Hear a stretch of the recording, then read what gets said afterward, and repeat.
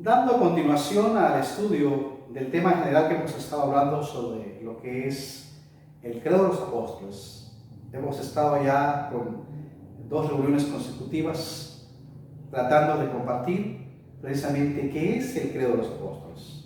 Pero hoy vamos a hablar un poquito de un subtema que se titula ahí precisamente Origen del credo de los apóstoles. Ya hace 8 días procuramos entonces dar conocimiento acerca de lo que es creer en alguien y cómo el credo apostólico es como un símbolo.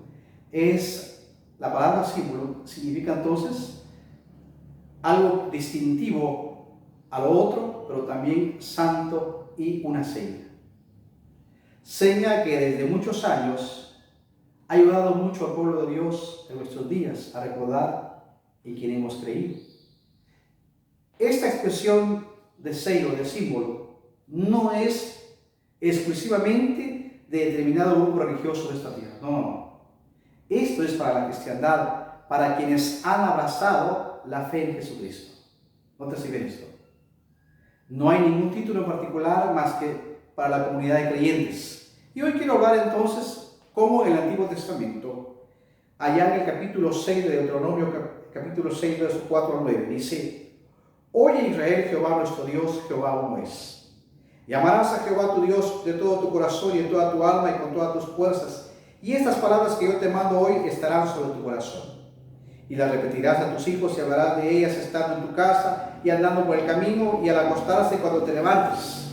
Y las atarás como una señal en tu mano y estarán como frontales entre tus ojos. Y las escribirás en los postes de tu casa y en tus puertas. El famoso Shema, que entonces era entregado para cada uno de los judíos, es decir, en su fe, en su confianza en el único Dios verdadero que hizo los cielos y la tierra, transmitido de la persona que estaba más cerca de los hijos hacia ellos, para que en su momento de conocer todo esto, el Shema, pudieran llegar al templo y ser educados para participar ya en el templo en Jerusalén. Era una educación previa al templo. Y esa educación empezaba en la casa, en la familia, donde Dios ha querido siempre que se eduque a su pueblo. Ahora, el Shema era una forma de entender y comprender de Dios y enseñar de Dios, para que fuera distinto a otros grupos religiosos, a otros grupos paganos. Esa disensión, precisamente, tenemos que recordar nosotros, se dio en ese tiempo. Israel, el pueblo de Dios, el pueblo elegido por Dios, ha sido entonces uno de los propiciadores de entender que hay una manera de creer en Dios, la cual ellos lo manifiestan de esa manera. Pero hoy quiero hablar un poquito entonces del origen del credo de los apóstoles. He empezado con el Shema porque el Shema nos ayuda a recordar que hay confesiones que no son inventadas. La iglesia presbiteriana es una iglesia confesional, que confiesa con sus labios. Y por eso dice la palabra misma, confesiones no son inventadas. Nadie vino y se le ocurrió hacer algo y eso está bonito, hay que adaptarlo. Un momento. No. Dice que estas se dan en el Nuevo Testamento. Si usted tiene una Biblia en casa, puede leer Romanos 3:30, 1 Corintios 8, 4 y 6, Gálatas 3:20, Efesios 4:6, 1 Timoteo 2:5, 1 Timoteo 3:16, 2 Timoteo 2:8 y 1 Pedro 1:21, 2:21, 1 Pedro también y 3:18-22. Estos son los textos que nos recuerdan que la confesión que se da precisamente no es una confesión inventada, es algo que está escrito en la palabra de Dios. Y si usted es de las personas que recuerda esto, que si no está en la palabra, yo no lo voy a creer, tiene razón. Si no dice de dónde viene, tampoco podemos estar repitiendo algo que no se sabe de dónde vino. Y hoy quiero recordar, lista de confesantes. Tenemos un listado en el Nuevo Testamento de personas que confesaron su fe, y en este caso declaró su fe Juan el Bautista. En el pasaje de Juan, capítulo 1, verso 29 y 34. Natanael, Juan 1:49. los de la región de Samaria, es decir, los samaritanos, Juan 4:42, los propios discípulos, Juan 6:14 y verso 69, Marta, la hermana de Lázaro, y María, Juan 11:27, y Tomás, el que no creía, el Dídimo, el que no creía, dice acá, Juan 20:28, y Pedro, cuando está diciendo precisamente en Mateo 16:16, ¿a quién iremos si solamente tú tienes palabras de vida eterna? Tú eres el Hijo de Dios, tú eres el Cristo, el Hijo de Dios. Esa afirmación es una afirmación confesional. Y de esa manera entonces tenemos que recordar los textos, que no solamente encontramos uno en el Nuevo Testamento, sino que varios, incluyendo personajes que hicieron profesión de fe. Por eso dice entonces que hay dos razones por las cuales fue necesaria el origen del credo de los apóstoles. Una, primero, para la expansión misionera. Y ahí tenemos que recordar en Marcos 16:15 al 21, el extendimiento de la palabra. Mateo 28:19 y 20 nos está hablando precisamente de la expansión misionera. Textos que nos hacen recordar que hay que extenderse la palabra, y entonces por eso fue necesario en la expansión misionera. Cada persona que hablara tenía que hablar de lo mismo, no podía cambiar su mentalidad, no tenía que hablar fuera de lo que Cristo enseñó. Los discípulos fueron no solamente testigos oculares de Jesús en su vida, en su ministerio, en su muerte, pero también en su resurrección. Les apareció a ellos, por eso fueron llamados apóstoles. Fíjense bien, apóstoles, los que anduvieron con Jesús, estuvieron con Él y le vieron. Fueron los misioneros que se extendieron llevando el mensaje, la palabra del Señor. Ahora también, dos, la herejía obligó a la iglesia a definir claramente su fe. ¿Qué es eso de la herejía? Enseñanzas contrarias a la de Jesús. Hace 8 días mencionaba que el apóstol Pablo a los hermanos en Gálatas, que quiere decir los hermanos desviados, ¿sí?, en el capítulo 4 les habla fuerte.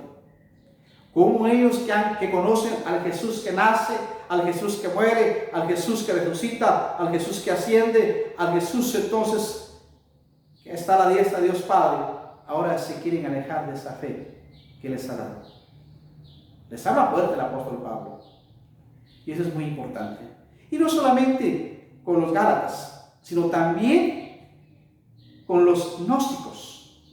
Los gnósticos, los cuales no creían, el gnosticismo no creía, ¿sí?, en Jesús que había venido en carne. Negaban a Jesús.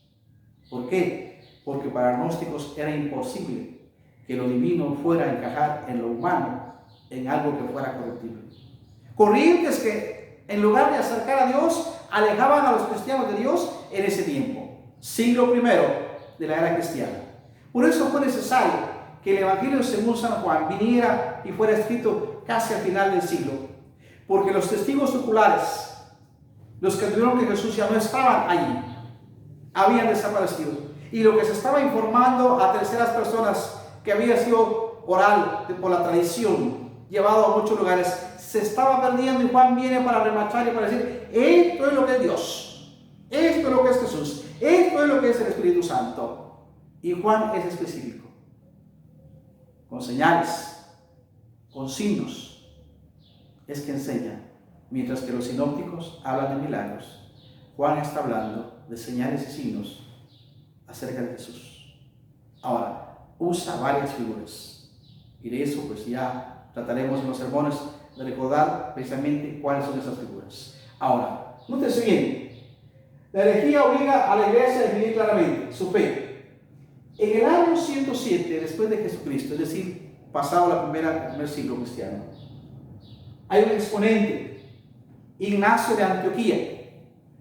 Este expone la doctrina verdadera en contra de la doctrina docética, el famoso docetismo. También hay esa expresión que tenemos que recordar nosotros. Por eso fue necesario.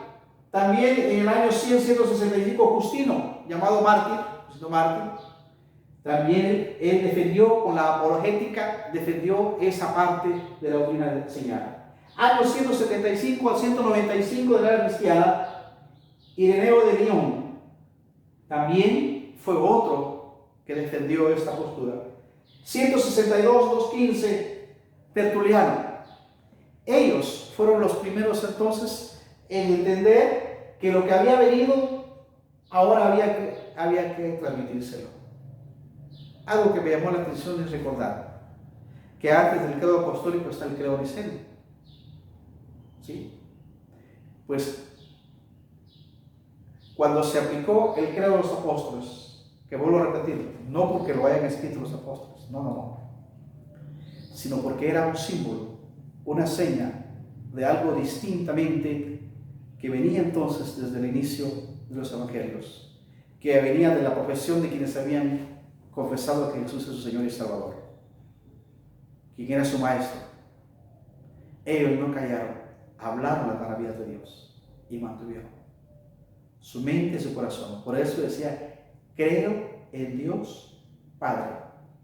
Y la oración de Jesús inicia, Padre nuestro, Padre mío, Padre bueno. Entonces tenemos que recordar que el origen que se le dio entonces a el credo de los apóstoles nos iba a recordar de dónde viene, por qué está en nuestros días y por qué es necesario hoy. Cuando alguien escucha el credo de los apóstoles, lo asocia con otro grupo religioso y en lugar de entrar en armonía, entra en contienda. ¿Por qué no investigar? ¿Por qué no averiguar por qué se dio eso? ¿Por qué razón será? Es que si usted y yo confesamos que Jesucristo es el Señor para honra y gloria de Dios Padre, somos confesionales. Nos confesamos a Él, nos entregamos a Él y Él perdona nuestros pecados porque Él es el representante de Dios en esa tierra y su Espíritu Santo es el que aplica la salvación a nuestra vida. Y eso es muy importante, como lo ve el credo de los apóstoles. No está diciendo una verdad a medias, no está mintiendo, está hablando de algo que aparece escrito en este libro que llamamos Palabra de Dios, Sagradas Escrituras, y la conocemos como la Biblia. Gracias, Señor, por tu palabra. Gracias por la oportunidad de este estudio bíblico, Señor, que es transmitido. Bendice a los oyentes, a los participantes en casa. Que esta palabra que hoy se ha dado, que no es nuestra, sino que es tuya, Señor, sea una bendición a los corazones y que las mentes estén abiertas a ti y que sus corazones receptivos de esa palabra. Gracias por tu bendición, Padre. En el nombre de Jesús. Amén.